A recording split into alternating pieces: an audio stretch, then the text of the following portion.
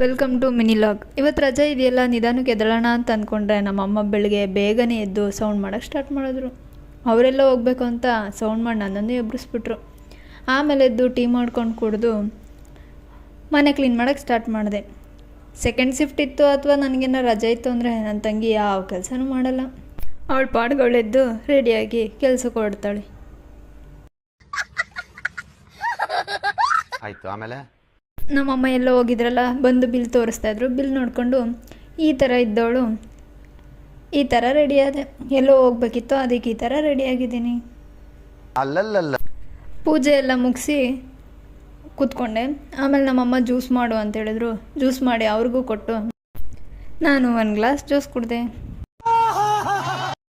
ನನ್ನ ಫ್ರೆಂಡ್ಗೆ ಸ್ಯಾರಿ ಕೊಡಬೇಕಿತ್ತು. ಆ ಸ್ಯಾರಿನೂ ತೊಗೊಂಡು ಹೊರಟೆ. ಕೆಳಗಡೆ ಹೋಗ್ತಾ ನಮ್ಮ ಮನೆ ಕೆಳಗಡೆ ಆಂಟಿ ಇವು ತಂದಿದ್ರು. ಹೂವು ಕಲರ್ ಹೂವು ಎಷ್ಟು ಚೆನ್ನಾಗಿದೆ ಅಂತೇಳಿ ಅದೊಂದು ವೀಡಿಯೋ ಮಾಡ್ಕೊಂಡು ಹೊರಟೆ. ಬಸ್ ಸ್ಟಾಪ್ಗೆ ಹೋಗಿ ಬಸ್ಸು ವೆಯ್ಟ್ ಮಾಡ್ತಿದ್ದೆ. ಬಸ್ ಬಂತು. ಬಸ್ ಹತ್ಕೊಂಡು ಮೆಜೆಸ್ಟಿಕ್ ಹೋಗಿ ಇಳಿದೆ.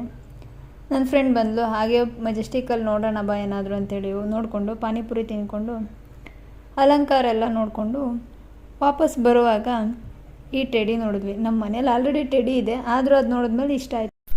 ಸರಿ ಬಾ ಒಂದು ವೀಡಿಯೋ ಮಾಡ್ಕೊತೀನಿ ಅಂದರೆ ಬೇಡ ಅಂಥೇಳಿ ಮುಖ ಮುಚ್ಕೋತಾ ಇದ್ಲು. ಆದರೂ ಬಿಡಲಿಲ್ಲ, ವೀಡಿಯೋ ಮಾಡಿಕೊಂಡೆ.